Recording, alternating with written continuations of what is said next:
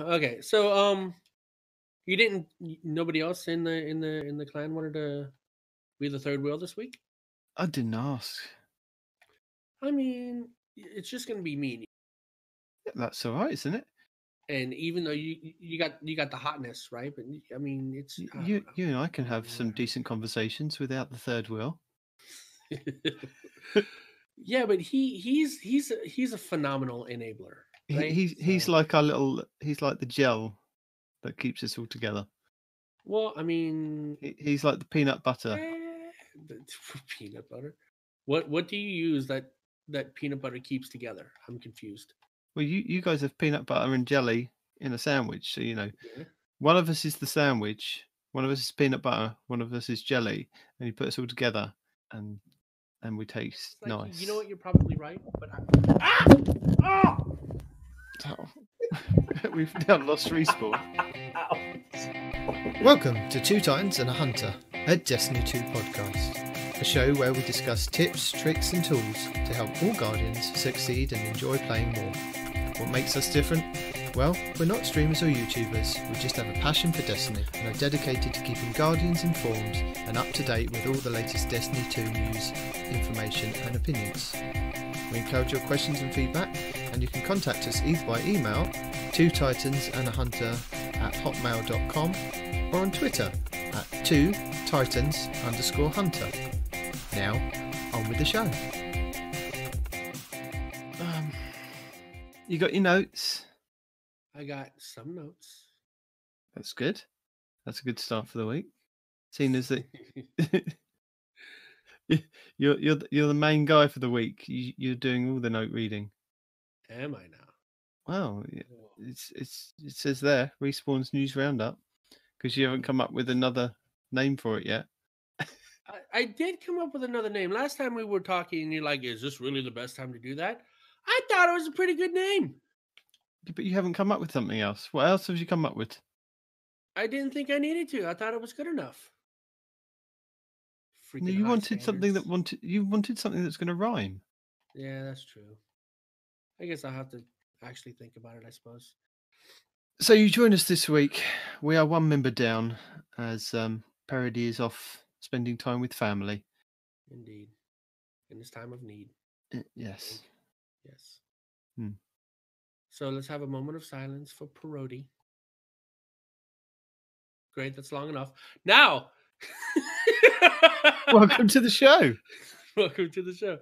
All right. So Robbie Stevens. I was going to say if people didn't listen to last week's show and they don't know who we are, I am Night Demon. I'm the British guy, and the other person you hear speaking is no one respawns in real life, who is our hunter. Hi. And the other Titan, he's off doing stuff. So, yeah, we're all about Destiny, and we're going to talk some Destiny this week. We are going to talk Destiny. Even though there's no This Week at Bungie from Bungie, we still managed to scrape the bottom of a barrel and bring you some news roundups. So for next week in Destiny, as I was saying to Respawn, I didn't get a flash briefing of what was coming next week on my screen for Destiny this week. So all I do know is that it's the last week for the Dawning next week. So upgrade that Sparrow, bake those cookies. Yeah, bake those cookies, fill in those triumphs, those null progression triumphs, and yeah. I guess I'm gonna have to go talk to Riven at some point, huh? I baked a cookie. It's sitting in my inventory, but I'm just like, I don't know, man.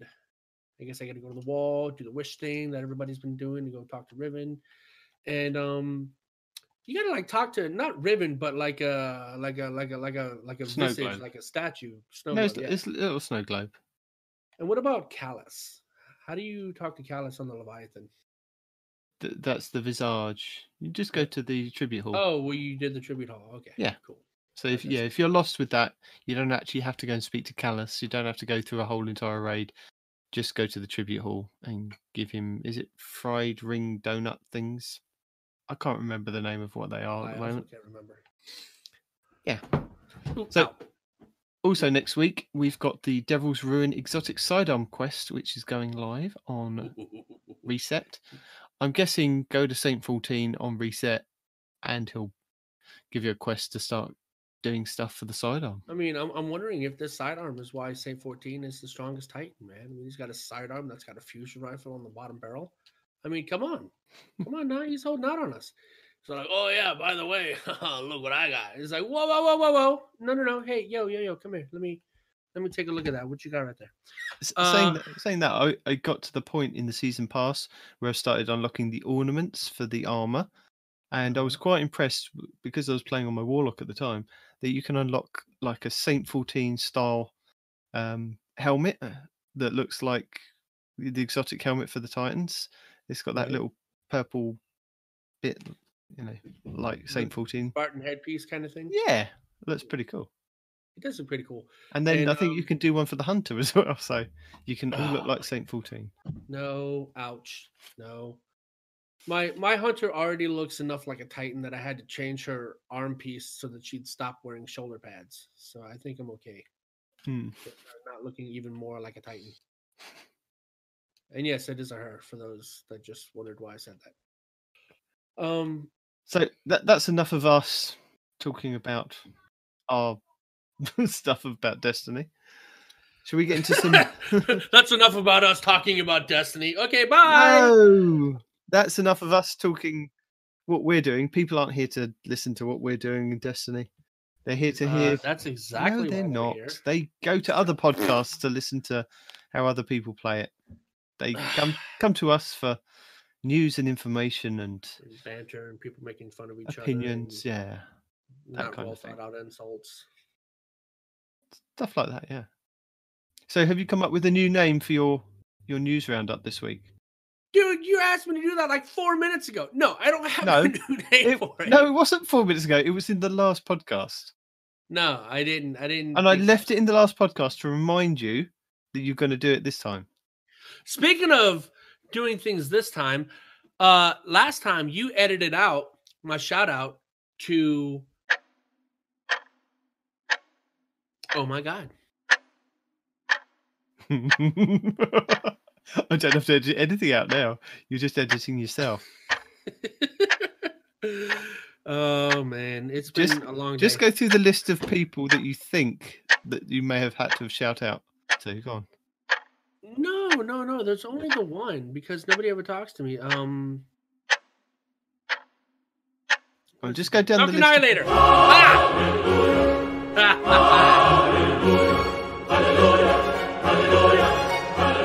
So Dark Annihilator, I did a shout out to him last week for everybody that didn't know, and it was an actual shout out. I screamed his gamer tag, and then Peroty said, "Do it again." So I screamed his gamer tag again, and then they said, "From now on, that's the only way that you can say it." And since I just said it twice without screaming it, I guess I've already failed, right? Yes, you failed. But the point is last week it was called out, and he wants everybody to know that he loves the Frozen Clan. He loves playing Destiny 2, and he is more than willing to share his sandwiches with me. And for those that don't know what that means, that's about 4 podcasts ago talking about how nobody wanted to give me their sandwich. All right? So there you go. Try not to edit it out this time. All right? Well, no, I won't edit it out. It was got caught up in all the Christmas talk. We spent 40 minutes talking about what we did at Christmas as families before we even got on to Destiny. So Now we've got the New Year stuff out of the way. There's still no TWAB to talk about. We're just going to jump into Respawn's news roundup.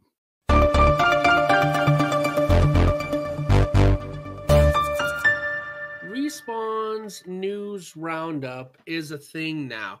And we're starting with Robbie Stevens, who is at Murasamun. It's funny because this guy is white as hell, and he's calling out to some Japanese sword, unless, of course, that's a person. I have no idea how Twitter works, so I don't know if that's his name or not. My bad.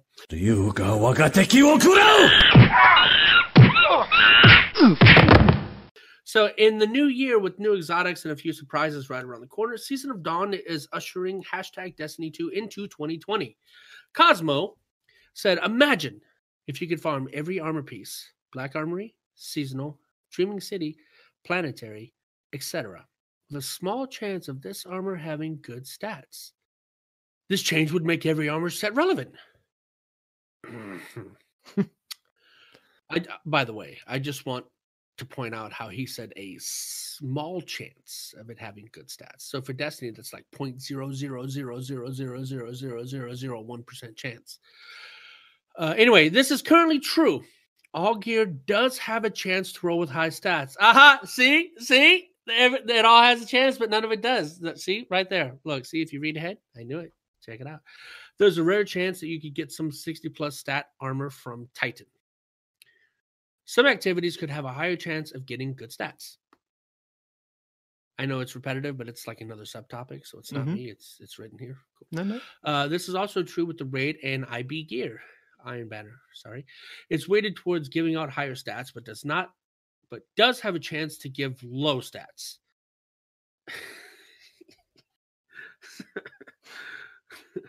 It's weighted towards giving you higher stats, but you can get low stats on Iron Banner gear.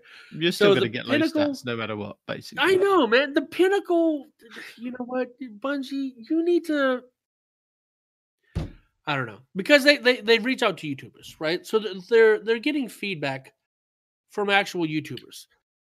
But it doesn't seem like they do anything with it. They're like, oh, yeah, no, this armor has a chance to roll with high stats. 60 plus, right?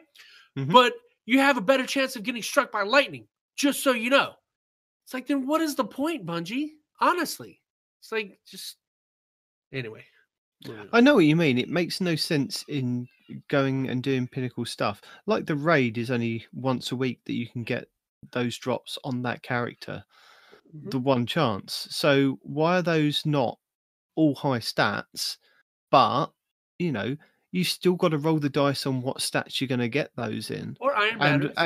And the same with Iron Banner. I mean, the Iron Banner doesn't necessarily drop an armor piece after every match. You've probably got more of a higher chance if you keep playing Iron Banner over and over and over again. But it should be, like, again, guaranteed you get an armor piece from turning in those bounties regardless, because you're going to get the weapons as drops from just gameplay or turning in tokens. So yeah, and even with the dungeon, right? Yeah, dungeon as well. I like doing the dungeon. And before I knew what was going on, right, I already had like a full set of dungeon armor for my hunter, right? Yeah. And I'm like, it's really cool because now all my stats are really inflated. And then somebody pointed out, I think it was us. They're like, yeah. And you guys are like, well, it's just masterworked. It's still low stats. It's just masterworked. And when I saw that, I'm like, damn it, he's right. So even that, you get a low roll, it's just masterwork so that you get an extra 12 and everything. And when you do Pinnacle activities like dungeons or Iron Banner or, you know, raids or whatever, right? We shouldn't have a chance to get higher gear. It should just be 60 plus all the time. We got 6 different columns that the stats can roll different on, right? So that's where the randomness comes into play, is what stats get what points in them, but it should still all be 60 plus. Yeah. Right? Yeah. I totally agree. Yeah. Pinnacle activities should equal Pinnacle gear. Just like back in the day, whenever you did freaking Nightfall, you got a powerful something with a chance to get an exotic. That's what you got. But nowadays, it's like, oh, well, you have a chance to get this, or you have a chance to get that. Dude, stop giving me chances and give me the damn gear I'm looking for, Bungie. Sorry. Anyway, but it does have a chance to give out low stats. Back to the tweet. I'll pass along the feedback that with the raid's limited amount of drops per week, it feels extra bad to get a poor roll. Yes, it does. Why do you have to be told this? Why is this? Thanks for the post. Armor 2.0 is a relatively young feature that we will continue to iterate on. Cosmo. Every time I see something that says Cosmo at the top or DMG, I'm tilted before I even read it. Because I know all the message is going to say is, yeah, we hear you. We'll let the guys know. Maybe this isn't the best segment for you. No, maybe not. Unless you want to well, this is a good way to get a rant every week. No.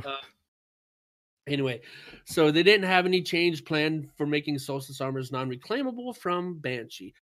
They checked into this and couldn't find any bugs or anything in the way that had the content set up that would result in a loss of access to the Solstice gear. This will be looked into. Reddit post. We'll check Ion issues with controller support over Steam Link.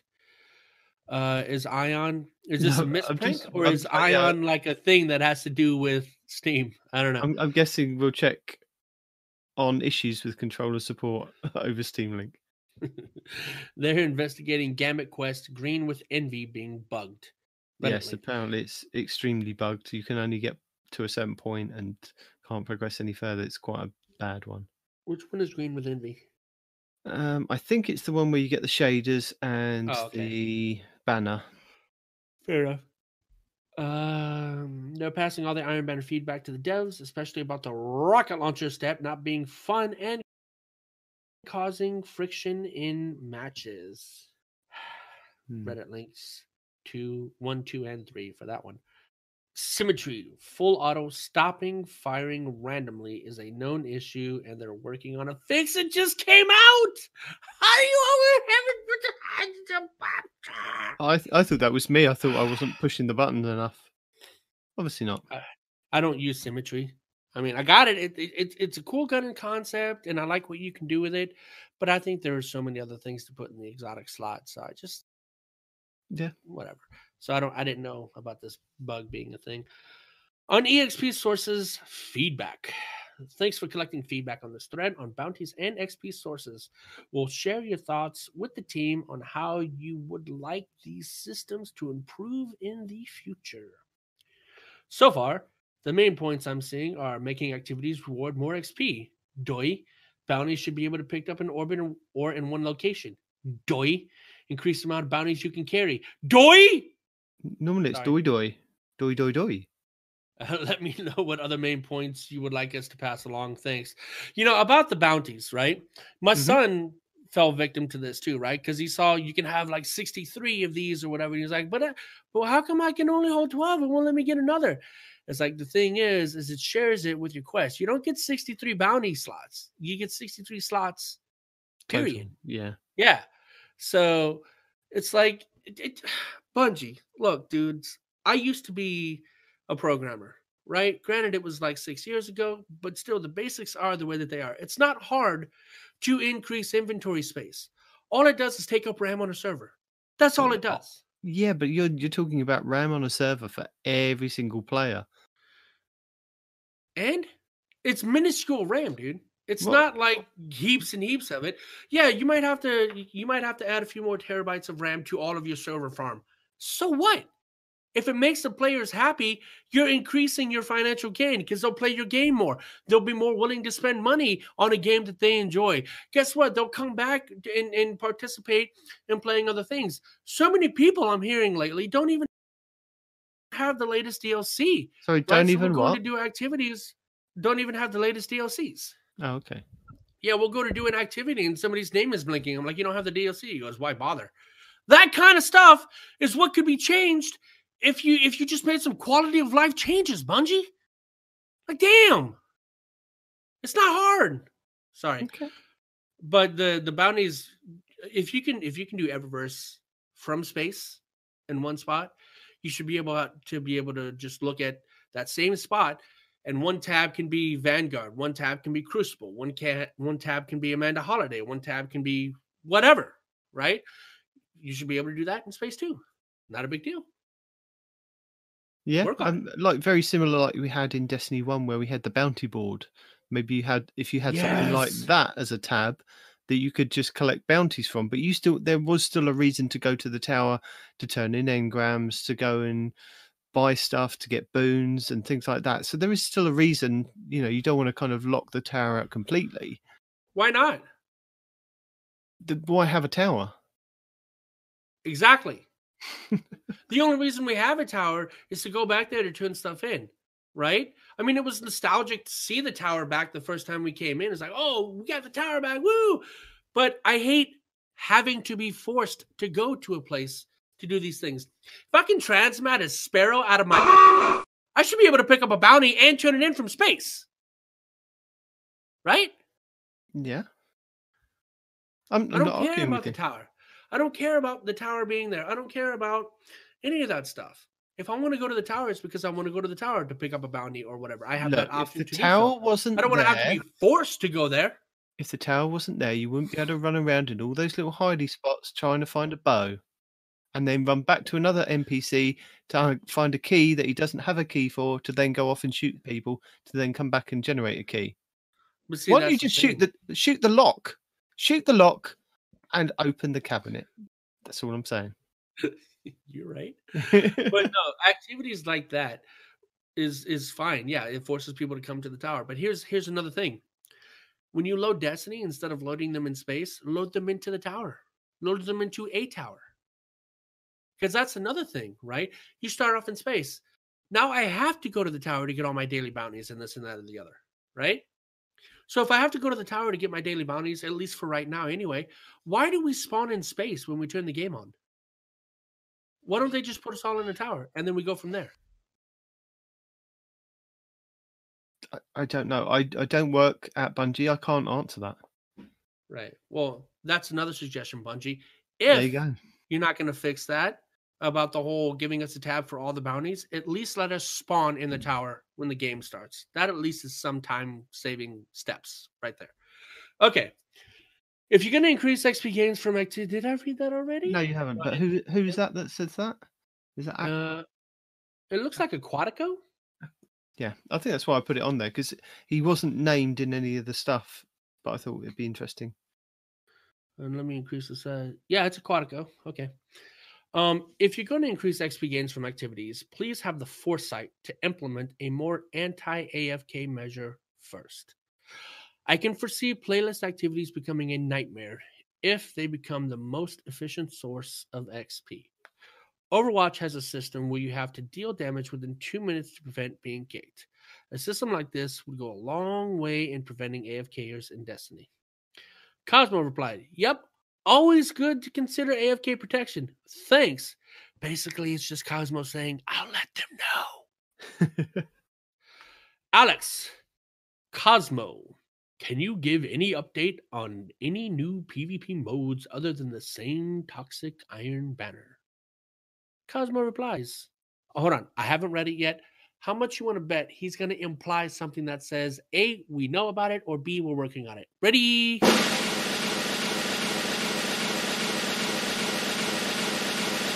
Iron Banner is currently planned to continue to be in the special version of Control with the lockdown mechanic. What would you like it to be? Okay, apologies.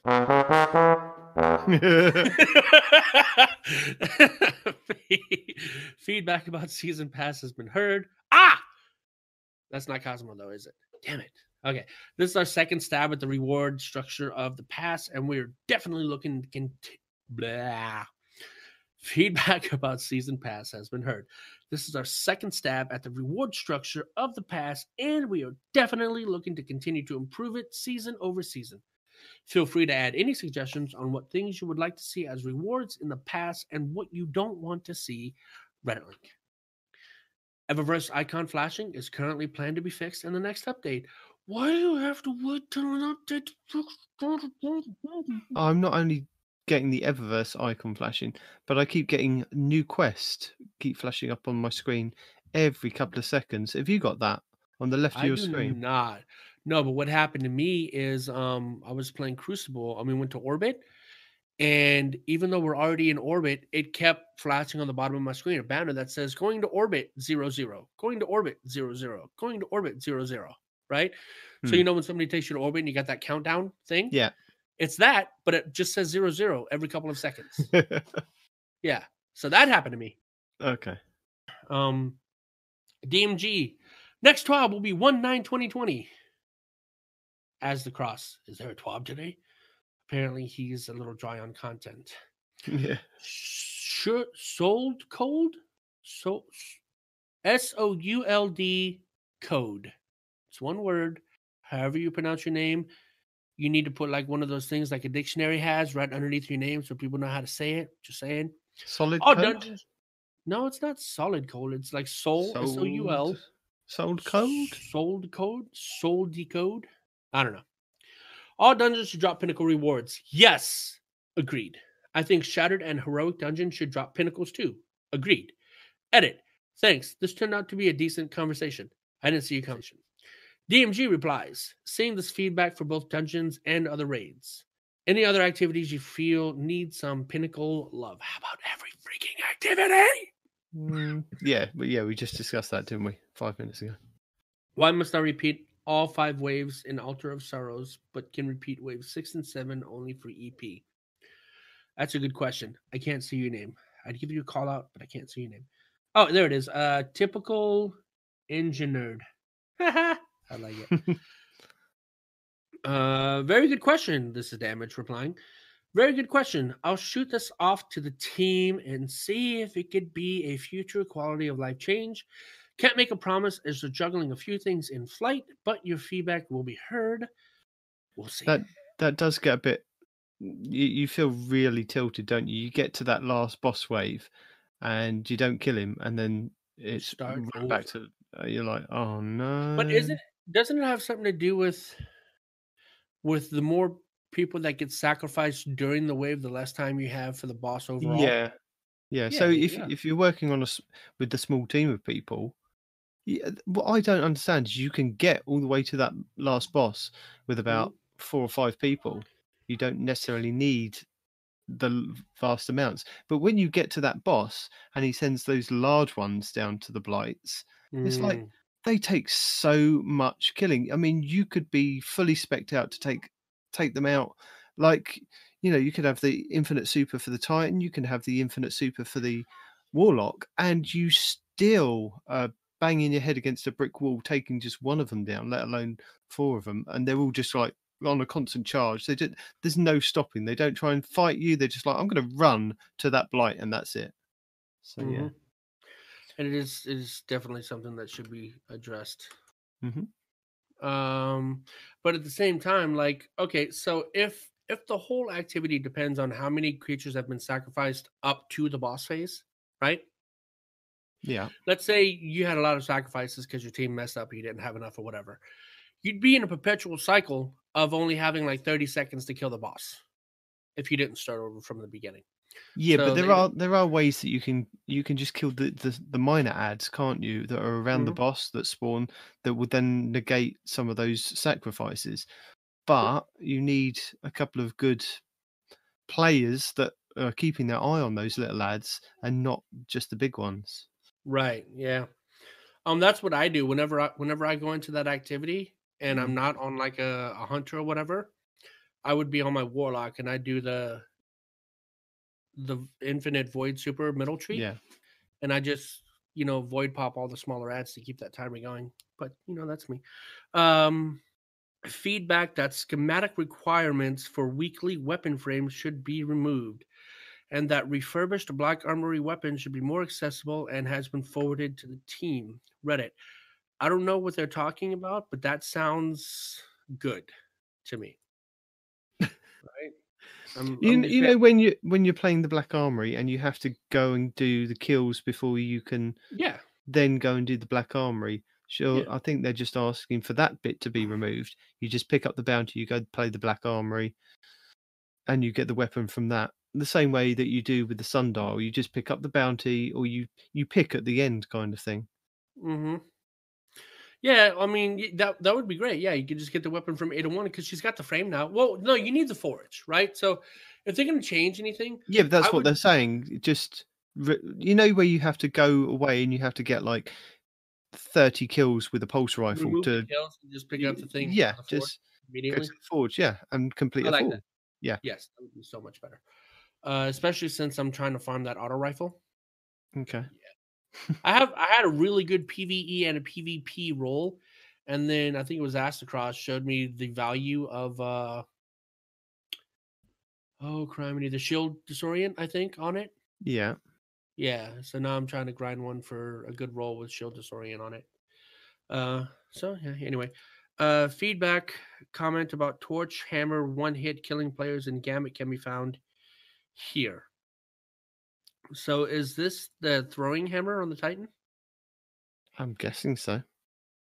And I'm gonna have to read that. Hold on, let me check this link. Because if it's what I thought it was, right? If they throw it a couple times and pick it back up, it then can one-shot people, right? That's what we talked about whenever they were making these changes. So I don't. Yeah. Or if they've killed a couple of enemies and then they jump through the portal, they've got the stack of roaring flame that they could then just one-shot all the freaking enemy team. I don't understand what the problem is with that, because you've got to get pretty close to the Guardians anyway. And if they had a sleeper or a crooked fang or the truth, they could just shoot you from across the map anyway. They're giving you a bit of an advantage. They've got to get close to you with that hammer. Anyway. Oh, okay. No, okay, here we go. So, okay. It's not what we thought. Okay, like in example 2 right here. Numerous torch hammer shots were present on the ground and detonated at a single time, which led to your demise. So, I don't know what they're talking about now. How can the little hammer have multiple things on the ground to detonate at the same time? Okay, anyway. Moving on. Okay, yeah. So I was trying to see the Reddit link to try to understand what they're talking about, but it doesn't seem to be working. On the Sleeper and the Truth and Gambit, Sleeper was an interesting subject as it could be powerful invading tool, counter-invading, and boss DPS at the same time. It was an all-in-one utility where the Truth currently keeps focus on 2 invasions, both being invaded and killing invaders. Wait, no. Being invaded and invading. Yeah. Quick Play playlist was created to specially host CBMM with the launch of Shadowkeep. CBMM. Quick Play was created to specifically host What's CBMM?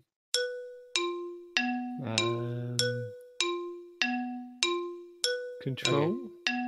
I don't know. Oh, control. No. Something based matchmaking. This is a good game to play. Because now it's SBMM, which is skill based matchmaking. So what the hell did the C used to be? What was it before it was skill based? Connection based matchmaking. Yes, we did it. All right. I did. Yeah. Okay. Quick Play playlist was created to specifically host connection-based matchmaking with the launch of Shadowkeep, and no skill-based matchmaking has been intentionally introduced since. We'll double check when back from holiday. So I guess somebody could have flicked a switch while they were on holiday, but they'll double check when they get back. Yeah, right.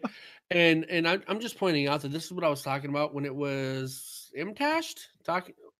I think it was Imtashed. I forgot who it was, but one of the YouTubers saying, "Oh, I miss going back and just crushing noobs." Yeah, I thought it was Kakis, wasn't it? Might have been Kakis. If it was Kakis, my bad, Imtashed. Sometimes I like you, sometimes you drive me up the wall. So whatever. Next subject on deadlines of the physical pins. I don't care. They're expecting the EDZ obelisk issue to be addressed in January. That's a forums link. Damn it. All right, fine. On the deadlines of the physical pins, for those of you that are actually collecting them, why? Production of pins cost. Put them in a little nice case and put them up on the wall. No. Production of pins, cost of storage, lower demand as seal ages. Not getting too deep into reasoning on this, but physical goods come with costs outside of the game. This wasn't some arbitrary decision and has been advertised on the Bungie rewards page since creation. Next topic. You had to be there moments. Hey, all. Pulling the quote from our season in Destiny 2's third year blog post where you had to be there when, quote, originates. Doing this allows us to evolve the world, narratively, but potentially physically as well. It is not possible to keep Destiny frozen in place to allow all activities to live forever, while also changing the world in meaningful ways. The strategy lets our team be agile and innovative. We believe that Destiny will grow even better when the world state can change, and that the best Destiny stories are the ones where you had to be there when. I've lost my page. I've bolded a piece to give a bit more spotlight. There are technical and developmental limitations involved when we cannot continue to support an activity with every single release. When I say support, this could be translated as numerous things: supporting bug fixes. Every release of something comes up in a new patch, aka the Telesto is the besto. Refreshing rewards to keep activities relevant and engaging, or even general install size of Destiny 2 as new things are added season to season. That install size is nutters. I'll admit that. There was a bit more context from Luke for this. I'm sorry. There was a bit more context from Luke for this in the Director's Cut Part 3 blog post. I alluded to some of this when we were looking back. The game continuing to grow forever isn't something that we can support. Destiny's simulation, fidelity, and architecture fundamentally make it a big game.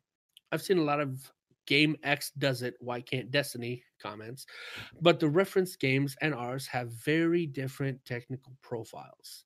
And actually, pausing here for a second, once again calling out to Dark Annihilator. Dark Annihilator saw me playing Monster Hunter World the other day, right? And he's saying, is it as good as Destiny? And I said, you can't compare the two.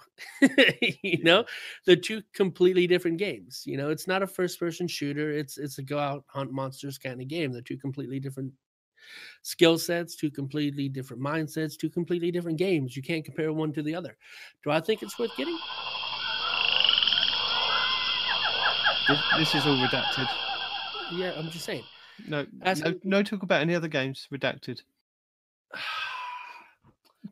I'm not talking about other games. I'm talking about how this is relevant to this. All right. Yeah, but you're not allowed to plug any other games. Well, I did, and I do, didn't, because you redacted. Yeah. Okay. Technical limitations aside, we also don't think making a game that grows forever is Destiny's path forward. It's why the second component of the vision is a single evolving world. To clarify that a single evolving world doesn't mean there's only one destination on the director. That's not where we're heading. Narratively, this gives the team opportunity to create world-changing experiences. With the transition from Season of the Undying to Season of the Dawn, defeating the Undying Mind, not defending, stop the Vex offensive, set the stage for Osiris, Saint 14. We saw some negative feedback when Undying Mind was defeated as the payoff was delayed. To paraphrase a post I read on this subreddit, why did I have to be here if I still waited 3 weeks after being off? On the other side, we saw a lot of positive feedback around the storyline of Osiris and Saint 14. In other words, things we can improve on and things we can drive more of. I greatly appreciate all the feedback on this topic. The team has been digesting it as they develop future seasons for Year 3 Reddit post. I didn't say specifically which I should have. There is no intention to force these moments by removing content. We have things to improve on and make some of these moments more impactful. Wanted to provide the reasoning in case people had missed the previous posts. Reddit discussions. Yes, we're on to discussions. Wow. Now, I've talked for a while. I do believe it is your turn, good friend. Oh, no. It's discussion time. It's discussion time. Okay, no, I'll just go back slightly to the post, the long post that you read about the narrative changing, and I think it's good that they're clarifying and they keep going over this. I know they keep going over the same stuff, but it does sound like they are listening to the feedback. And I get the point of that guy saying, you know, I've waited 3 weeks for something to happen from killing the Undying Mind. Why did I have to be here when? But I think at the moment it's a kind of general term of you had to be there when to do those points in like the Destiny content. Like you had to be here at Christmas to do the dawning stuff. That'll go away, probably be reintroduced next year with different stuff. Yeah, but that's like a seasonal event. That's not a DLC storyline impacting thing. Yeah, but I think that's the way these things are actually running at the moment. They're very similar. You know, you had to be around with the Undying Mind. You had to be there to do the Vex offensive. Otherwise, now that's kind of the weapons, the armor has all kind of just been lost for now anyway. And the seasons are moving. I think what a lot of people are saying is that they want a lot more progression of. I think maybe to the point of where it's with Fortnite. I mean, I wasn't playing at the time of with Fortnite, but I was aware that there was this kind of black hole that everybody was waiting, and there was a countdown, and then suddenly this thing happened in the game. And I think Bungie and Destiny need to get to that point where you've got people on the edge of their seats waiting for this something to happen. Like Luke Smith said, he wants to get to the point where you see Ada One's ship fly into the tower, and then you all run down to the point where she comes in.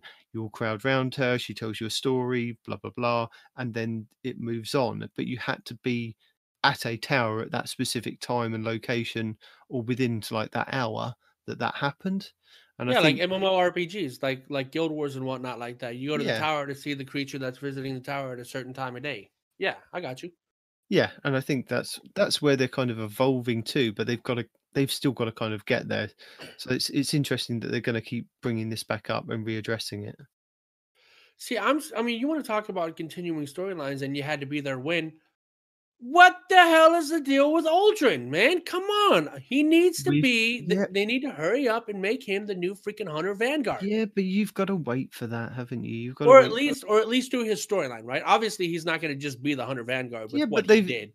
they've got stuff that's planned out. You can see that it's slowly shifting from like Vex into like this now time loop with Osiris, which it's tied in really nicely with the Vex and Osiris, bringing back Saint 14. Now, I don't know, but it looks like that could then tie into the Trials of Osiris Crucible mode, which they've been kind of promising would return.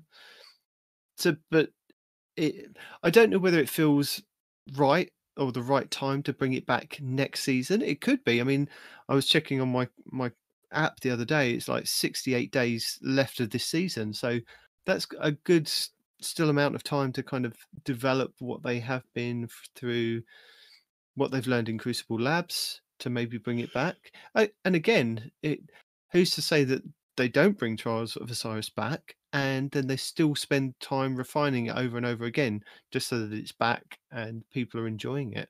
But Dude, Trials of Saint 14. I mean, let's just think about Saint 14 as a person, right? Saint 14, he's all about getting in there, getting dirty, and getting it done, right? So, like, I would say, just have it a 3v3 like it used to be, elimination style, but no heavy spawns on the map. Ever.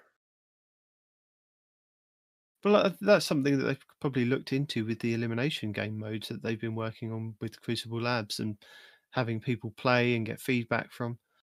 But Yeah. the narrative of the storyline is kind of, it looks like, if you're bringing Osiris back into the picture now, and the Vex brought him back into the picture, it looks like it could be, going in that way of a Crucible kind of season next season. Not to say that we won't get anything PvE, we probably still will get something PvE, something Vex offensive, something Sundial related, something that that's going to be a 6-player activity, or even maybe a 3-player activity, something that's going to get people playing in PvE. But maybe the main focus will go to PvP and bringing back Trials. And you want to have a good Trials match, dude. That'd be my thing right there. No heavy ever spawns ever, right? But you also have weekly things like this week. You can use your primaries and your secondaries. Great, cool, whatever. Next week, only primaries. Next week, only shotguns. Next week, only fuse run. Just something, because I mean, when you really restrict people down like that to a 3v3 elimination style and you have to use a specific weapon set, that really is like a who's the best of the best kind of thing, in my opinion, right? Could work. Yeah. So, oh yeah, you're real good with a shotgun, but how are you with a scout rifle? Oh, you're bad, dude. What? So the guy that got flawless last week might not get a flawless this week. Yeah. Right? And it might be interesting if they did do a season of PvP and Trials did come back. What would it be like if Trials only came back for one season? Like it was a seasonal piece of content. I think that would keep people interested, that it came back for one season. No. And then it goes away for a season and then comes back, another season. Might be interesting to do it like that. Maybe not. Interesting, yeah, but like I said, I do not think that will go over well. I see what you're saying. As part of the ongoing they might. storytelling of the narrative, maybe it makes sense to bring it back only for a short period of time, for 3 months, and then it disappears because of the storyline disappears at that point. Maybe that will keep people interested in the game. I think that's what they wanted, wasn't it? They wanted people to be interested in playing the PvP, the pinnacle part of it, which was Trials at the time. Yeah, but then you got people like Jeb, right? That are they just do PvP, right? So if you give them their PvP that they've been waiting for only one season, I don't know, man. I don't think that's gonna go over well at all. I get what you're saying. The premise behind it is good, but in practice, I think they'll be opening up a real bad can of worms. Maybe. So the discussion points I've put on here that I wasn't aware of to start off with, and because it was kind of Christmas and yep, that's right. I did hit my mic again. My bad. Because it was Christmas and I hadn't been able to play as much as I'd like, and with the dawning and everything else going on, I did jump on, I did my own banner, and I managed to complete the quest on one character. And it wasn't until I was talking to Blue Screen, and I'd seen kind of a little bit of chatter, but I haven't actually kind of delved into it on Reddit or looked at any YouTube videos. But I was unaware of the fact that if you hadn't finished the quest, it wouldn't allow you to turn in the tokens that you'd earned. That is correct. We have a podcast. We said this on the podcast. We said this. We discussed this. Yes. When, if you don't when did we complete the discuss quest, this? When we were talking about Iron Banner the week before it came out, if you don't complete the quest, you can't turn in the tokens. But that's not how it was previously. Previously, it was. That's not how it was previously. You're right.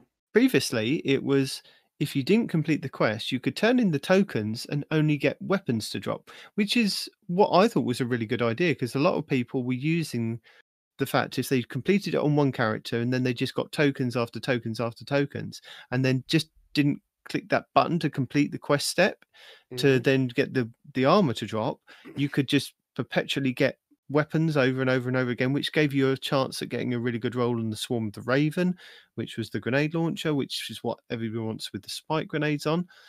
Now, this time, they're kind of locking you. It's like Bungie get to that point with, well, they're enjoying doing something, let's restrict them. It's like, why?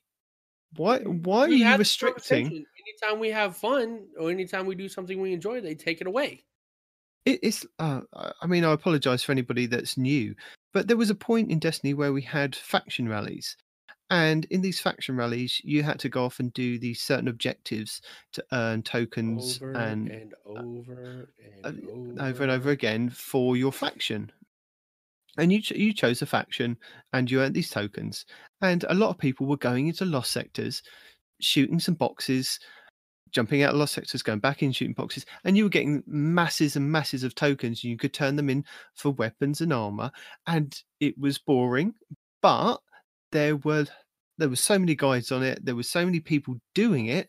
The next time the faction rallies came around, Bungie restricted it so that you could only jump in there within, like, it was diminishing returns or something like that, or they changed the mechanics of how you actually did it. You had to kill the boss at the end or something, and it was like, why? People were. I know it wasn't the way you designed people to actually do what you wanted them to do, but more and more people were playing the game to then get more tokens, to then get more chances at getting the rolls of the weapons and the armor they wanted.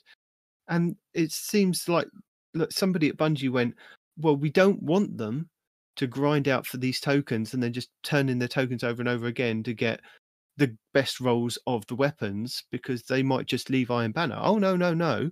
We'll restrict them completely. And then once they've completed that quest, then they're opening the loophole to 8 items rather than the 3 items that they, restricted to. That was the good thing about it, is that you were restricted to a heavier primary or energy. Yeah. But and then there was the whole after they took that away from us, we had to go into a lost sector and you just had to kill the boss and open the chest. But the problem was, if you did it more than twice in, what was it, like a 10-minute period, you would not get any tokens out of the chest. Yeah, for So the faction rally thing, yeah. yeah. But So it's like they make something that's already boring even worse by taking away at least the efficient way we have of doing it. You know? But I don't get this restriction on the Iron Banner. It's meant to be a game mode that's enjoyable. That I think it's in like previous Iron Banners, like an people have artistic kind of complained. thing.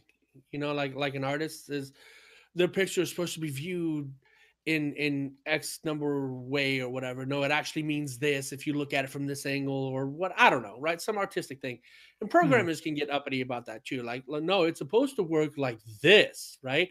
And if you find a way around it, it's like an insult to them or something like that. That's what I've seen in my life experiences, right?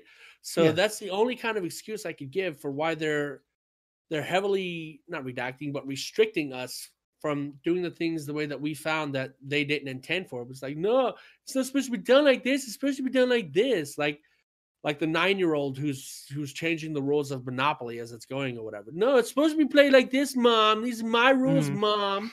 You know, and I don't know. It's just, but that's what it sounds like, doesn't it? It really sounds childish. Of, well, they were doing it like this, and we don't want them to do it like this. We want them to make sure that they do all of this before they can have their toys. It's like, right. no. We still had to do work. It's not like we were just like hacking coins into our inventory.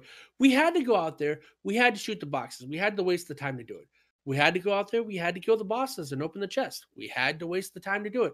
We're going out there and we're doing things to get the coins. It's not like we're just hacking them into our inventory.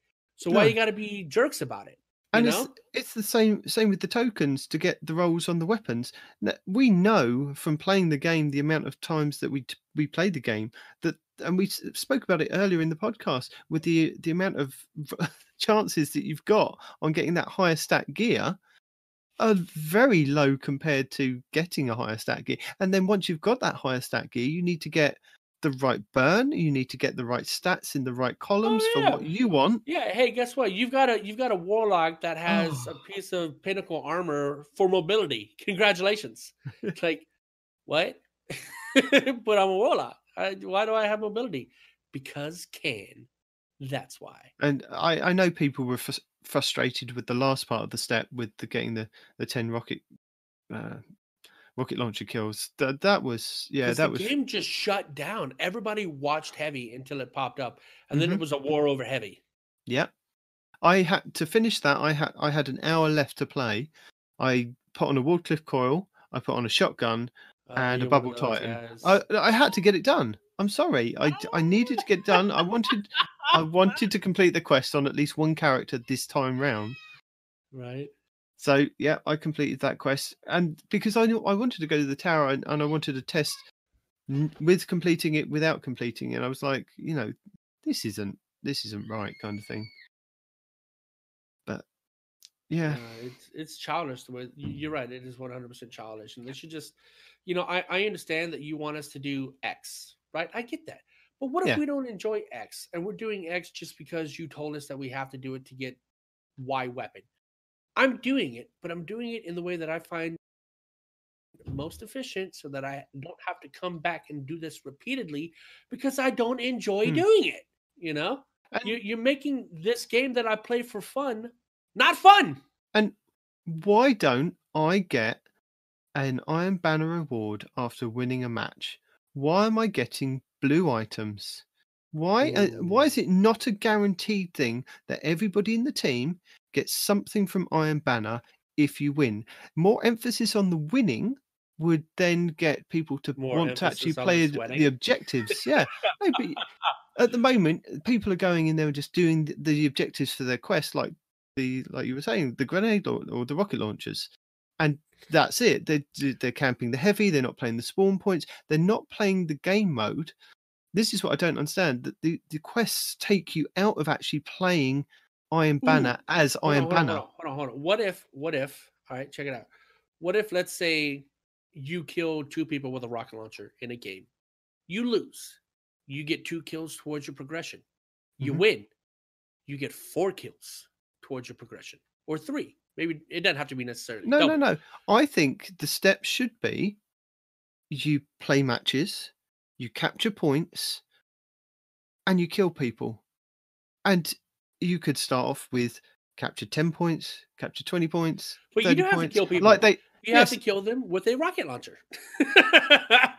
but why make it specific to something that one, somebody doesn't normally use all the time, and two, it then doesn't allow you to play Iron Banner as Iron Banner.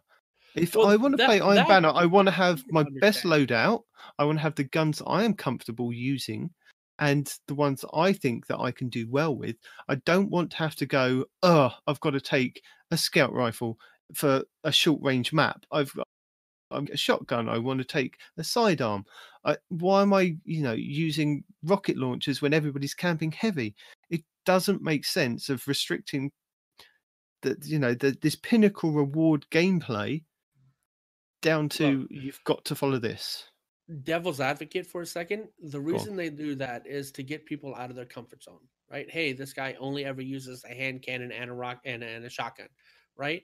Well, now we're going to show them that scout rifles can be good too, or a pulse rifle, or a fusion rifle. It's to get people to try different weapons. No, that they don't. But you do that on a normal Crucible quest step. You do that somebody can either go into Mayhem, they can go into Rumble, then can go into Elimination Solo. That every other game mode, not a problem. Where just not an Iron Banner. Iron Banner is meant to be. It's meant to be this pinnacle thing that you're meant to play the objective and try and win. It's not meant to be, let's just go in there and complete a quest step so that we can get the rewards to then hopefully just throw our tokens at a vendor to see if we can get a good roll. Let's see if we can win the match to see if I can get a good rolled weapon or armor piece.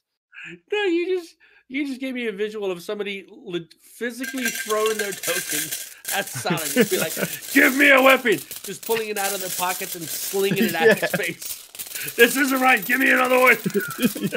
That's what you do, isn't it? Nobody plays the objectives to win anymore because you don't get anything. You don't get a guaranteed something for win. It would change the game completely if you got a guaranteed weapon or armor piece from Iron Banner for a win. Definitely. If they want to keep those quest steps, make the quest steps multi. Either use a pulse rifle or a shotgun or a sniper and a hand cannon kind of thing, like they've done for other quest steps. Rocket launcher, grenade launcher, or just fill in the blank, as Respawn would say. Yeah. Just don't really restrict it down and really affect the players that want to just play the game and enjoy the game. And give us stuff for winning. God's sake, what's the point of getting 2 blues? Yeah. If you win, you should not get a blue. If you're playing and your light is above 600 or 900 or 750, whatever the hell, you should not get a blue, right? Once your light level reaches a certain point, you should not get blues. And I know they did that for the whites and the greens, and I get that. But you know what? Why are we still getting blues, right? We get a lot of legendaries that are completely, useless. So why not just give us useless legendaries instead of useless blues? At least I'll get shards from a legendary. Yeah. What does a blue give you? Some glimmer? And I'm not saying give me a god roll each time. I'm saying just give me a chance at something from Iron Banner. Something. Armor, weapon, Yeah. Just something that's a legendary or an exotic. Yeah. Right? But yeah, legendary level or higher. That's it. I'm playing a pinnacle activity where light level matters against other guardians that most likely are higher light than me. I should get something to reflect my my progress or my blood, sweat, and in some cases, yes, tears.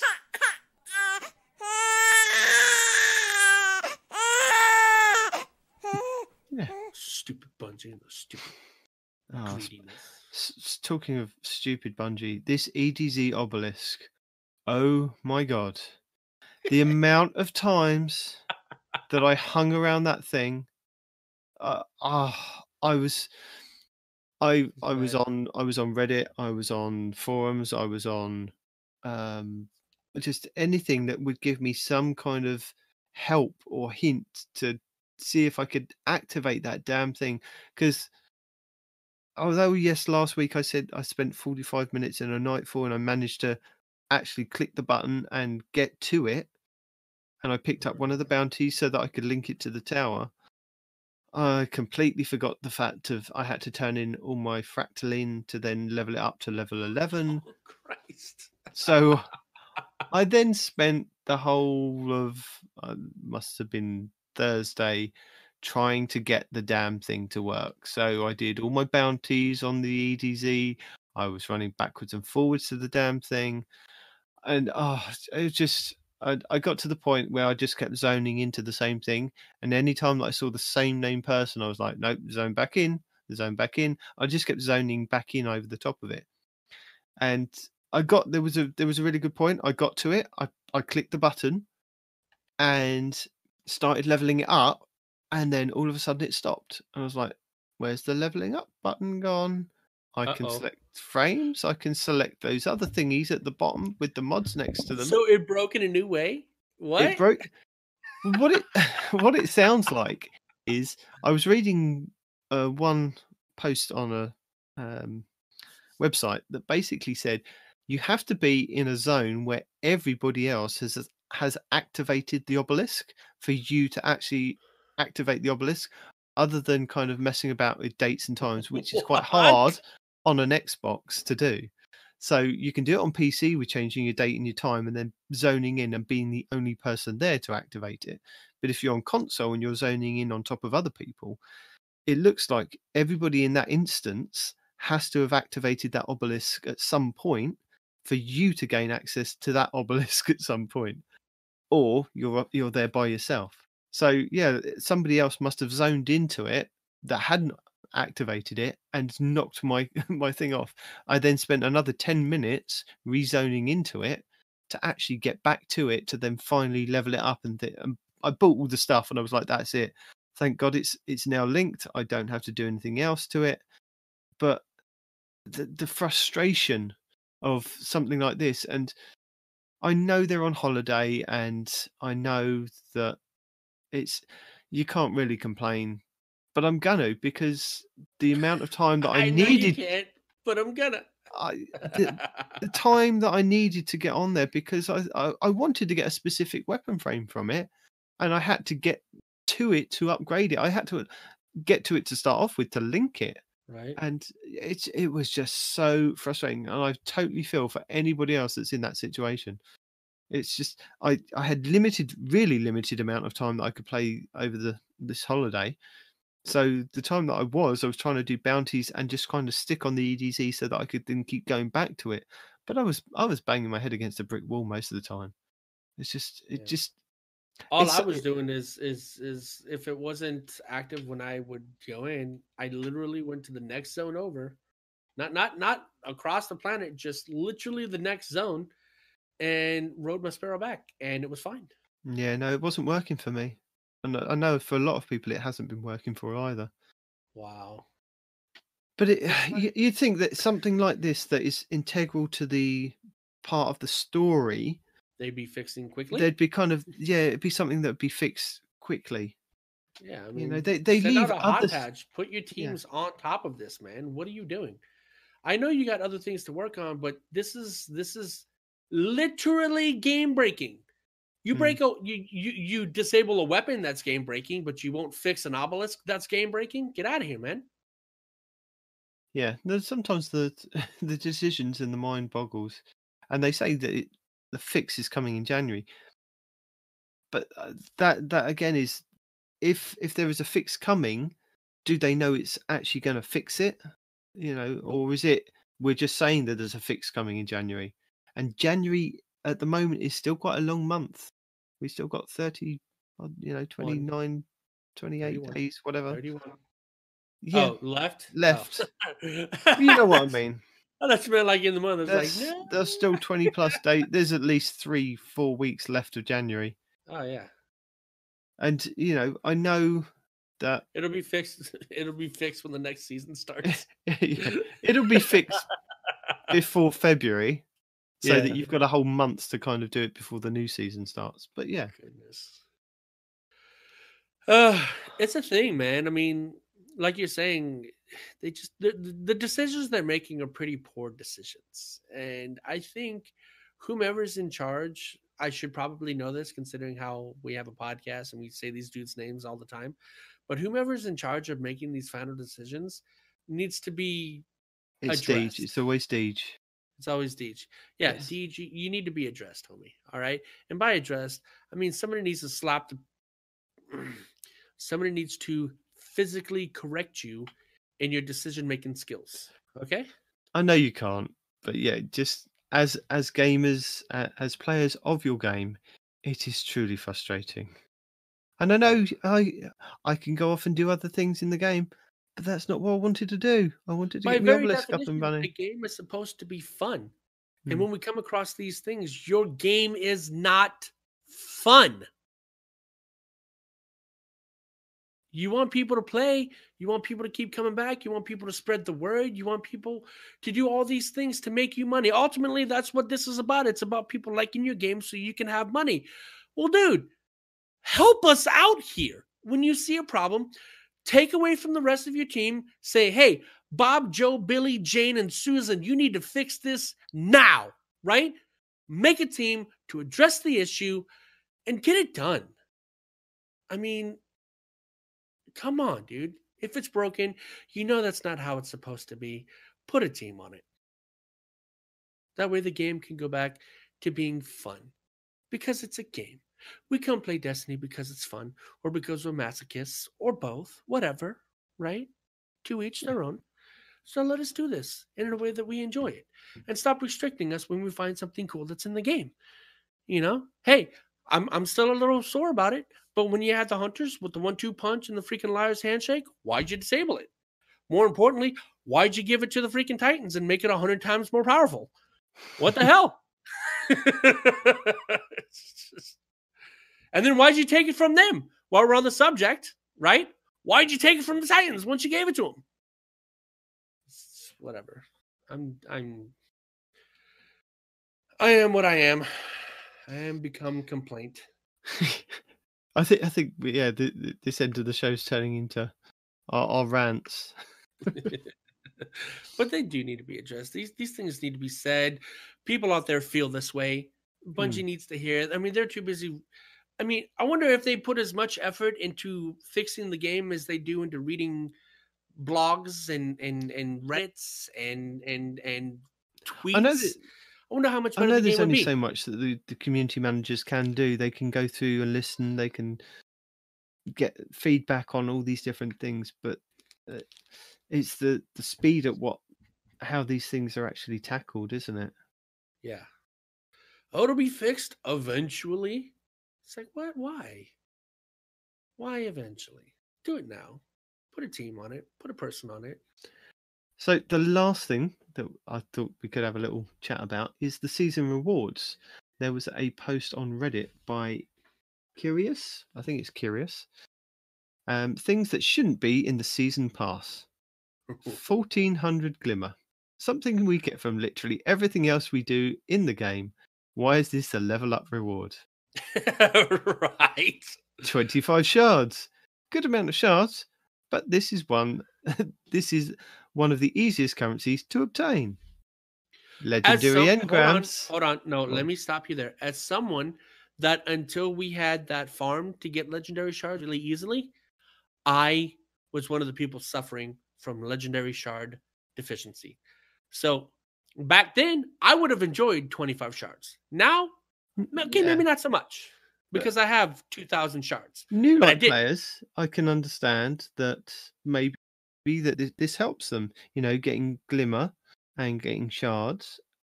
But legendary engrams, that's funny. Unless that legendary engram is a reroll of your scout or not your scout, your sniper or your rocket launcher, that shouldn't be there. No. I mean, the guy says we literally get dozens of these throughout regular gameplay. Why would a level up give you one of these too? Not even a prime, which again is also useless most of the time, right? Just a regular legendary engram. It's like they ran out of ideas and they just put they have an RNG, right? They have random number generating function. And it says, here's all the things you can choose from. You have 100 boxes for people that bought it, and I don't know how many boxes for people that didn't buy it, right? I'm gonna flip the switch, and it's gonna RNG through each one of these things and fill in the box with whatever it gets. It's like a bad version of Deal or No Deal.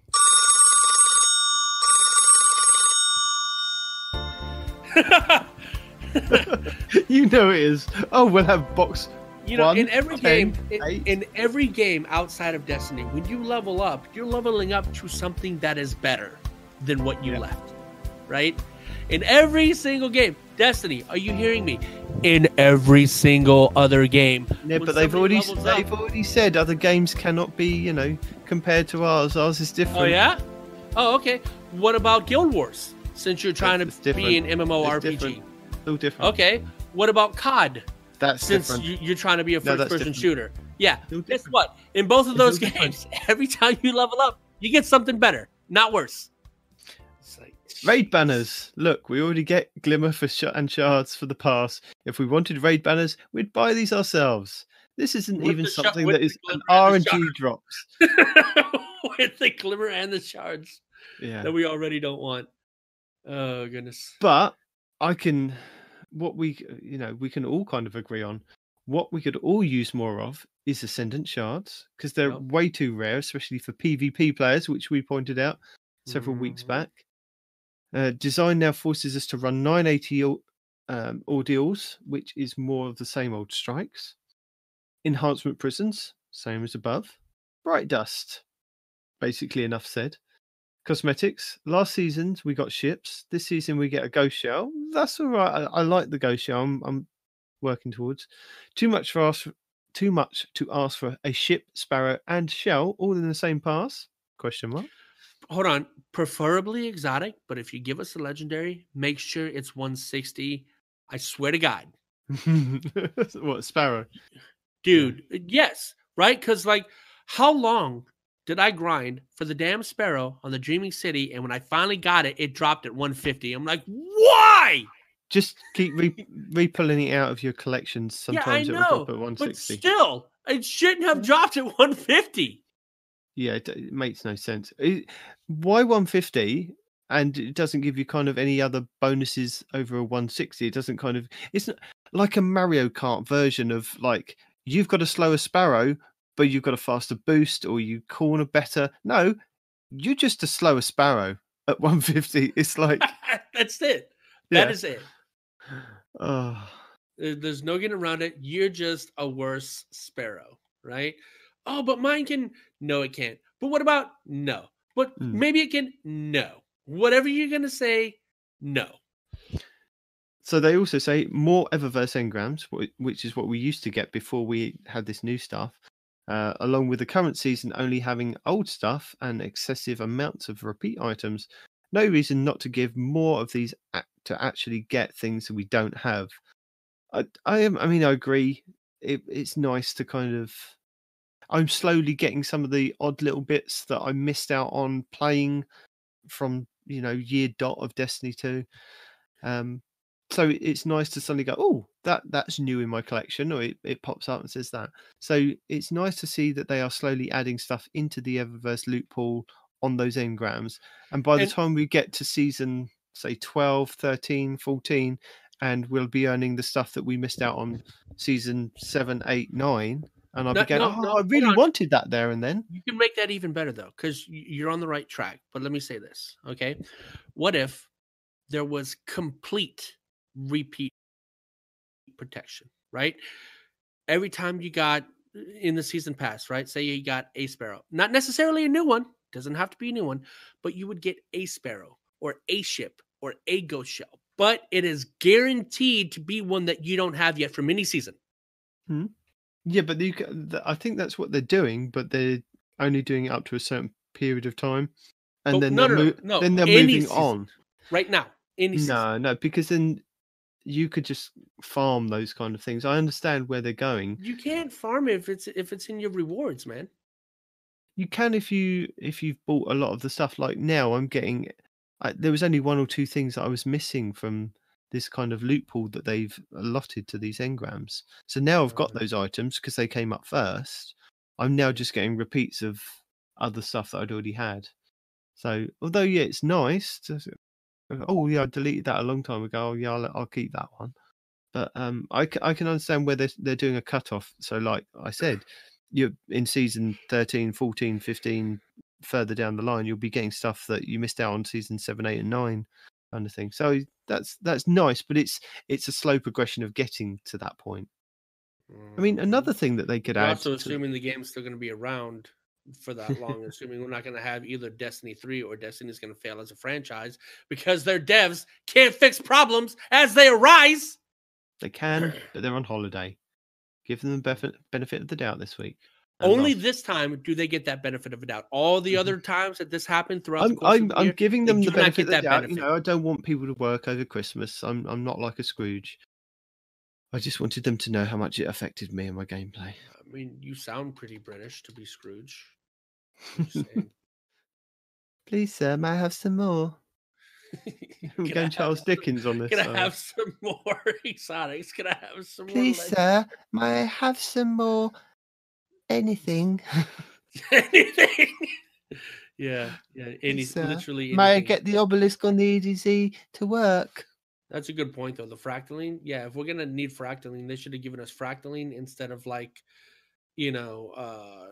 shards or glimmer, right? Yeah, I mean that could have been something there was a lot more on the pass for, because last season we got all those stupid Vex things that nobody used. I mean, I've still got some on the pass that I never collected, some in my postmaster that I've never used. It's just but people complained about getting those because we didn't need them, right? So Bungie took it out this season, but the problem is we actually need them this season because fractaline is hard to come by. And people are using the fractaline to level up obelisks, to get farm weapons, to farm weapons, because these obelisks are actually pretty good. They are. You know, the weapons that you can get from them are good. You know, there are some really good god rolls out there, and it's just, if you don't want to play the sundial over and over again, it's another good way of actually buying those frames to then go off and play the game how you want to play the game. It is good, and speaking of weapons, my son brought me into a 4-man rumble private match the other day, and I was using the auto rifle you get from the obelisk, and the role I had was subsistence and vorpal weapon, which does more damage to people when they're in supers and whatnot, right? Yeah. And I just put an extended magazine on that, and I joined the match, and I was already at a deficit because I'd been playing for a while. And I came back and won, and this one dude was just losing his mind. What the hell auto rifle is that? Why is it so good? It's like, dude, you see what I kill you with. Why do you keep asking me what auto rifle it is, man? Look it up, dude. And it's incredibly good, especially when they're in their super. Earlier today, just before I got on the podcast, I played a game with my son, and a dude popped his vorpal blade, not vorpal blades, his spectral. Thank you. Yes. And he was running at me, and I killed him before he could get to me with this gun because it does more damage to people in their supers. And it's like a significant amount to me. I don't know what the actual numbers are, but I do know since I've been using this auto rifle, I haven't been killed by a roaming super, Yeah. So it's effective, man. And these, like you said, these weapons are very good. And I'm a big fan of these weapons, and I want to farm more of them. Gimme all the fractaline you can. Yeah, I mean, going back to the things that should be in the season pass, it should just, anything that is really hard to come by, that we've worked to get. And I think it should, some of the things, apart from the Eververse engrams, past 100, you should be getting like the golf balls, the ascendant shards, the enhancement prisms, the enhancement cores, like maybe every 10. Maybe 110 you get some enhancement being prisms. Awfully generous. I would say every level that you get above 100, well, maybe, but I'm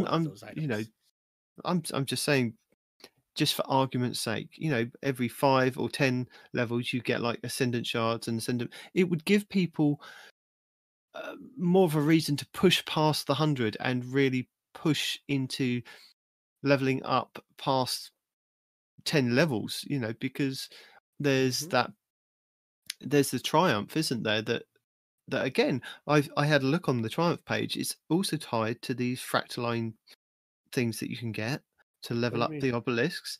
You gotta have so many or something? No, on your you get some for leveling up your season pass, and I see what you mean. you also get some for leveling up your artifact. So you get some at certain points of leveling up your artifact. But to level up your artifact to level 20, I think you get major fractal drop. So it's like you've got to push yourself to get to 20 levels on that artifact to get some fractal to drop. You might not necessarily need it at that point later on down in the season, or you may do. I'm very deficient. But you see what I mean? It's just there's triumphs and there's other things that are tied to it. But then once on the season pass, you get to 100. It's like, no, that's it. You've run out of things. Oh, we'll give you some Eververse things every 3, 5, whatevers.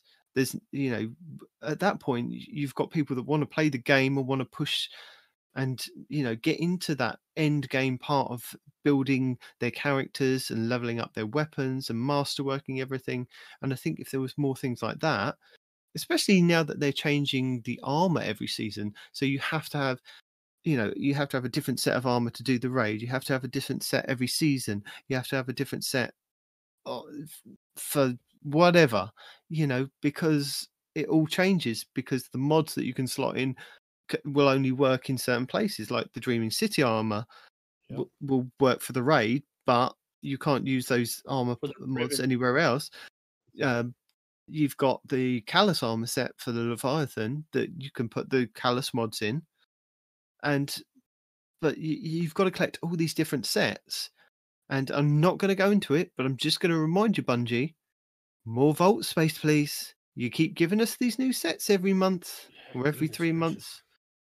I cannot survive. 500 spots just do not go very far. I far. cannot survive, especially when I'm trying to save weapons that I really like and rolls on. I've got 2 or 3 rolls on different weapons that I like. I'm not going into it. I'm not going into it. Shh. Yeah. Or even those. Hey, here's 25 shards. Oh, what about an extra vault slot? Don't you go there. Don't you go there. Let's move on to tips, tricks, guides, and builds. Don't you get my hopes up, damn it. People don't want to hear. So there's quite a few there's quite a few guides this week. We start off with Jarv has 100% reckoning loot and how to get a guaranteed weapon drop. Now this is a trick that's kind of been going around for a while, because they changed reckoning and how you can get the weapons from doing tier 2 and tier 3. Right. And they put a bad luck protection on getting the weapons. So you could play like a tier 3 and not get a weapon to drop.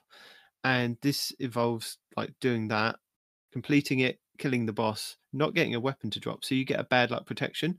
You can then jump into a tier 2, and Jarv shows you in the video how to do that, because there's a certain way to keep your bad luck protection, and then get a guaranteed weapon to drop in the tier 2, which is a lot easier than the tier 3.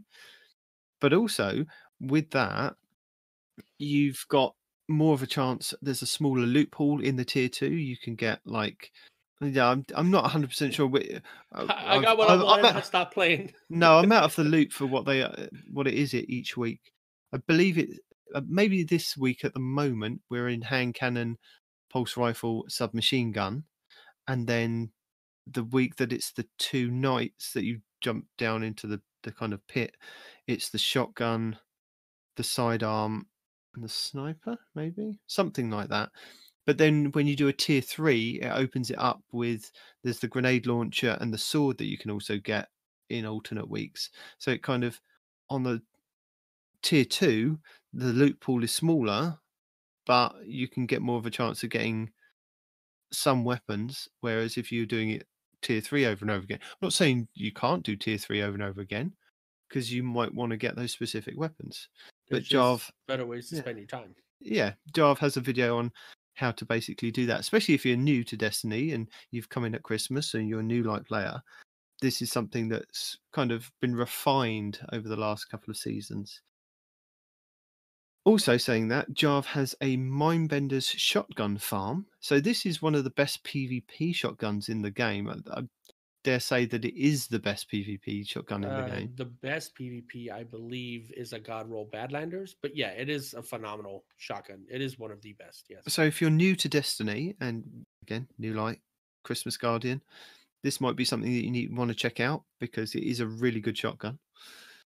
Then we have Datto has a God Roll weapon guide. Now, he does state at the beginning of the video that if you're an experienced Guardian coming to look for something new, you're not going to find it. It's going to be an outlaw rampage, outlaw kill clip kind of video. But he does kind of cover certain weapons and certain perks that you want to maybe get on those weapons, not necessarily to have outlaw and feeding frenzy kind of weapons, but it's a really good guide of, especially if you're again new player coming into Destiny, or if you are an experienced player and you just, there's so much information to take in, and I'm constantly forgetting. I put a gun in my vault and I think, why did I put that gun? Oh yes, okay. But then sometimes I do forget, that why I've kept that specific role, because I've watched a video 6 months ago, but now it's come back into the forefront of that's a good gun to have. Mm-hmm. So Datto goes over, some of the kind of good god rolls that you want to look for. Also, Glitch Tutorials has a skip Vorgath in the Shattered Throne. So this is part of the dungeon in the Dreaming City, if you're not aware. And there was a part where you can skip the ogre in it with, I think it was shooting mountaintop grenade launchers and jumping on the projectiles to get over and through walls and things. So there is another way that you can do it, and apparently it's still working in 2020. And he shows you how to skip Vorgath to basically cheese that part of the Shattered Throne. Talking of cheese, we have a couple of videos from Cheese Forever. Woo-woo! He has a hammer health regen exploit for the Titans for PvP and PvE. And infinite baby hammers. Yes. That's another one. Yes. I saw that and I cried. Cried big manly tears. So yeah, there's a way of kind of taking damage and then instantly getting your health back, which is quite broken. Broken in PvP, yes. There is also a lovely Cheese Forever video that came out just after we posted the podcast last week that I tried out at the beginning of the week, which was really nice in PvP. A Telesto exploit for using a one-shot throwing hammer. Now, this involves, again, a hammer titan, middle tree. You can throw out your Telesto bolts onto the floor, then throw your grenade down, and that counts as a ×3 stack of killing somebody. So you can then just run around the map with your throwing hammer, booping people on the head. It's great fun. So yeah, go try that one. Please don't. Yes. Don't actually try that, especially if you're in my game. Don't do that. No, it's a very good one, especially since you get, especially if you max out your discipline, so you get your grenades every 32 seconds. Put on an armamentarium, or actually no, I did try the Dune Marchers. So I was running for a short period of time, then throwing the hammer and getting kind of that static electric charge between two people backwards and forwards. It was quite nice. But if you want to, you can still wear the armamentarium, get 2 grenades, because every time you die, you get your 2 Telesto bolts, throw one down on the ground, throw your grenade down, and away you go again. So yeah, good fun. Now, the reason why I was upset about the EDZ obelisk is because I needed to upgrade it to get a chance at buying the bounty for the Traveler's Judgment. Now, the Traveler's Judgment is a sidearm that's been around since we had the Osiris DLC way back when, but now you can get it with different rolls on it. And Plunder the Booty has got a God Roll sidearm guide for the Traveler's Judgment, and it is amazing. The gameplay in it, what's the roll? I didn't see the video. What's the roll? It is a rapid hit, moving target, ricochet rounds, and then I can't remember what kind of scope, but he's got a range master target. What? Range masterwork on it, and I can't remember what he puts on it as a mod, but it looks really good, and it's one that I'm kind of now trying to get now that I've got my EDZ obelisk up and running. So go and watch that. That's a really good, interesting video to watch. Error has a Xenophage post Season of Dawn review. So if you knew or you've forgotten about this weapon, this was the exotic slow firing machine gun that we could get in Season of Undying. I still don't have that. Exotic my God, quest. I gotta do that. So Error goes back and plays with the weapon just to see what the damage output has been, because it was promised a 50% damage buff in PvE, I believe, and they've slightly tweaked it in PvE with the amount of ammo that you can collect.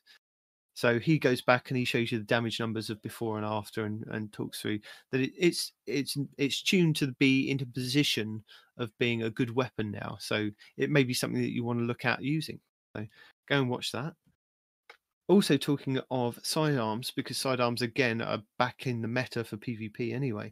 True Vanguard has a guide for the Breachlight sidearm, which is the new one from the Osiris, and he goes over the role that he's using at the moment.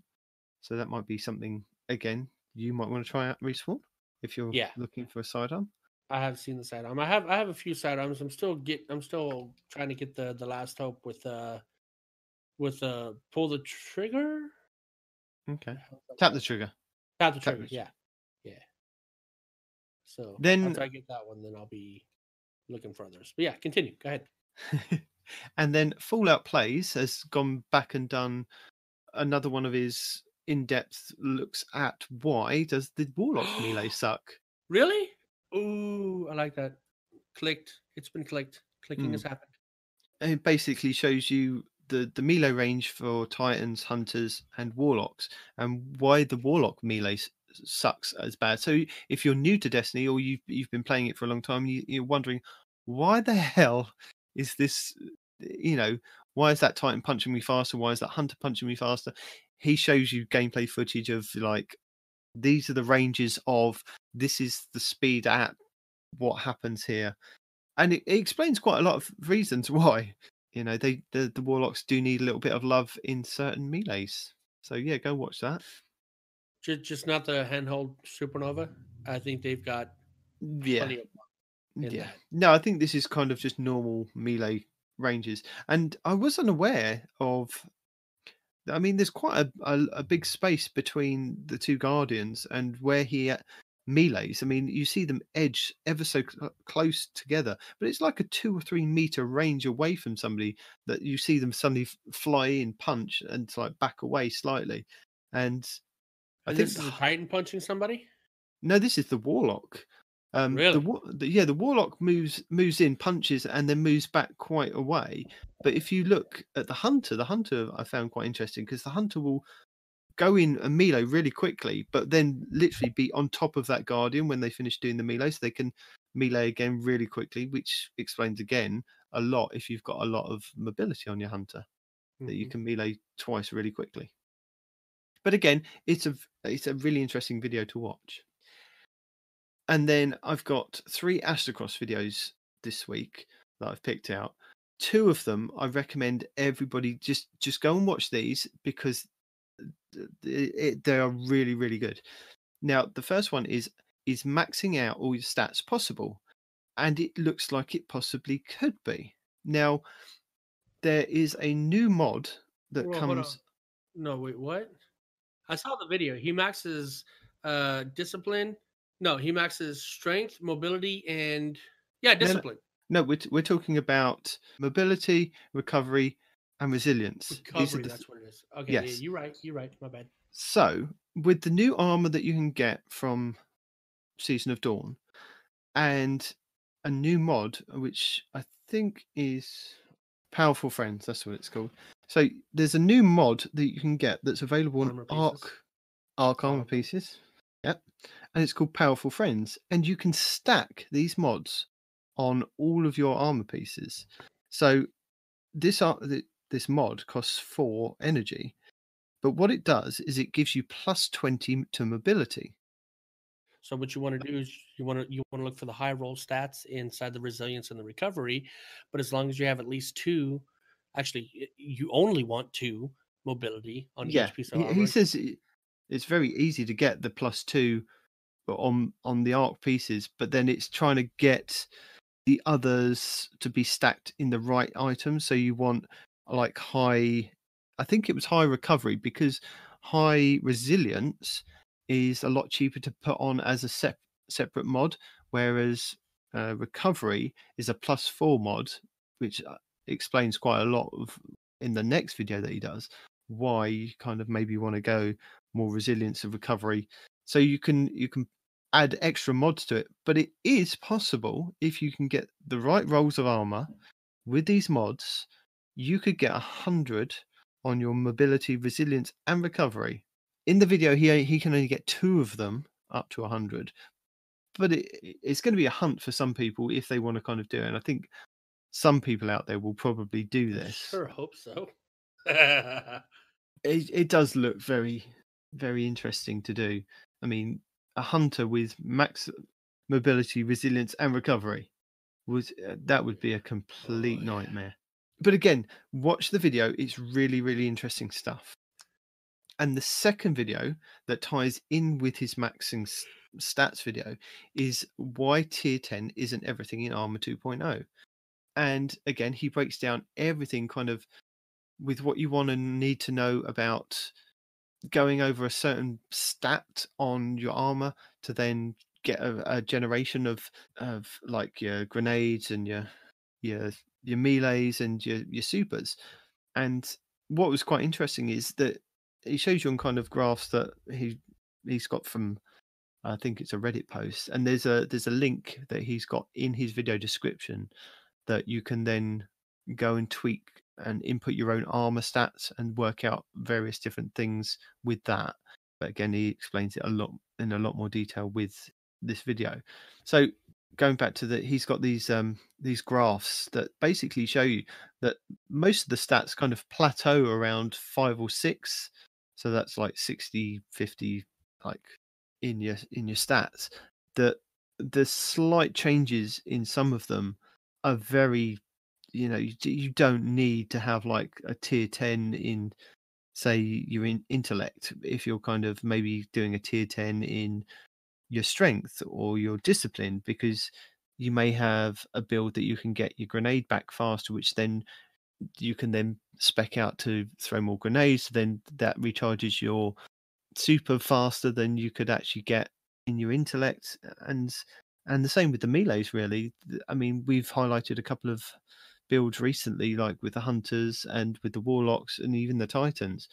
There are certain things that you can kind of spec into that not necessarily into your super, into your intellect, but if you spec into those other things going up, in the tiers like 6, 7, 8, 9, 10, that will regenerate your super a lot quicker than actually going into a tier 10. But again, check out his video because it's really, really interesting. And those 2 videos this week were just really fascinating for me to kind of, some of the things I knew, but it was nice to kind of refresh what I'd kind of already picked up over this certain period of time. Having somebody else say the same thing that you think is always a good motivator. And the last video we're going to plug this week is another Astrocross video, which is the Armored Bomber Hunter build. Now, this is a Void hunter build that he's put together with top tree, which means vanishing when you're dodging. And you've got the bombardiers, which are the exotics that you can get for this season. So when you dodge, you go invisible. Not actually armored. Yeah. He even says it in his video. He goes, I should have called it like invisible bomber build or something, because it's not really armored. It's a misnomer. But you get to go invisible when you dodge. You also leave a grenade behind that will damage people. So with the right loadout and the right, again, using the other 2 videos to kind of max your stats in maybe mobility and recovery, this could be a very, very good build in PvP. So that's another one for definitely to watch, Yep. Yeah. We put it, you watch it. That's how this works.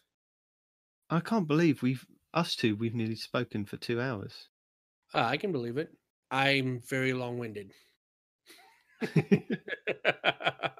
I looked at the time like an hour ago and I thought, I would be through this easy.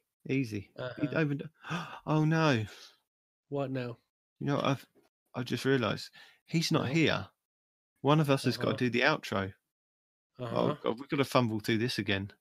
Well, I don't have our info in front of me, so I don't think you want me to do it. I haven't got it in front of me either. We have a podcast, since you know it. We got a Twitter. Right, let's try and remember this. Right. I do not know it. There's no trying.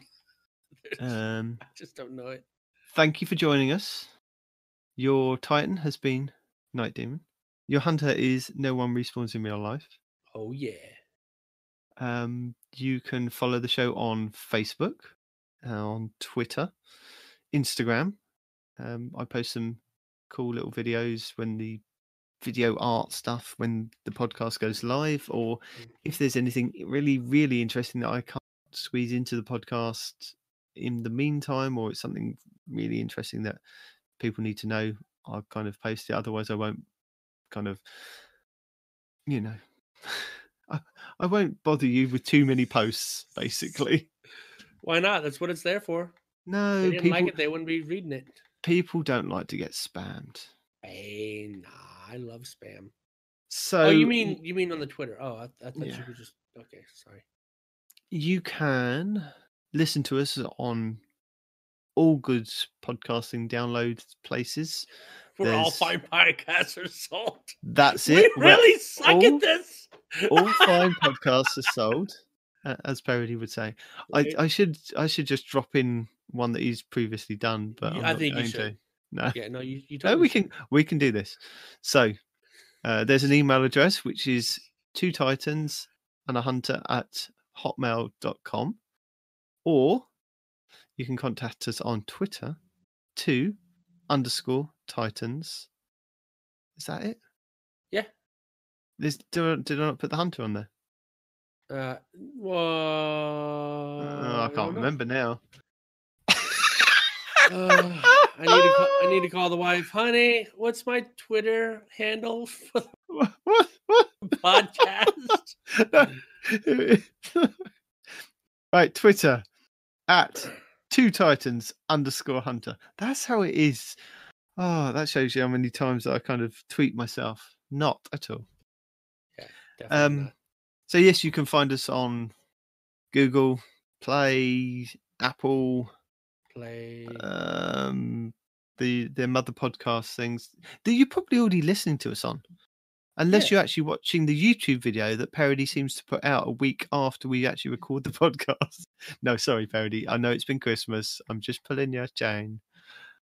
I'm sorry, you're pulling his what? We need what? What? I'm pulling his chain. Oh, chain.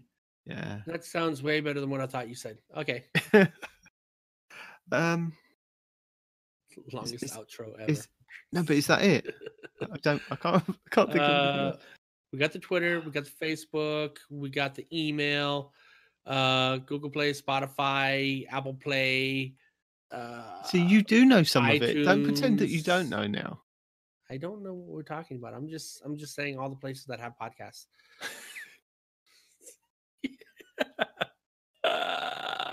Podbean, that's a thing, I guess. If you like that kind of thing, if you like beans in a pod, kind of like peas in a pod, but yeah. So hopefully this won't be a 2-hour recording. This will be. Maybe it might be actually. We didn't do too bad. So there was a lot of useless stuff in the beginning and stuff that you had to cut out. Maybe. So all that's left for us to say now is goodbye. Goodbye, everybody. Hey, don't you take my question mark. That's my question mark. No. Yeah. No, it's okay. Anyway, so goodbye, all of my minions. Keep growing the Respawn army, and one of these days we'll find Cade 6 or a Cade 7, or we can make a Cade, right? I mean, who out there has programming experience? Let's make a Cade. We got this. Let's go. Till next time, enjoy your holidays, enjoy your vacations if you have one, and go out there and kill all of the Titans. Yes. No. Kill all of the Titans. Ooh, send me screenshots of your best Titan homicide. Please and thank you. I need this in my life. No, you don't. I need this. Best Titan homicide. Oh yeah, it's a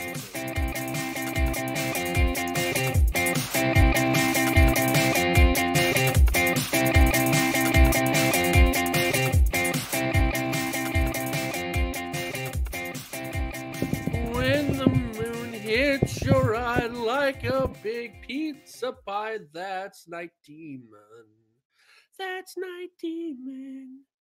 When the moon hits your ride like a big pizza pie. That's Night Demon. That's Night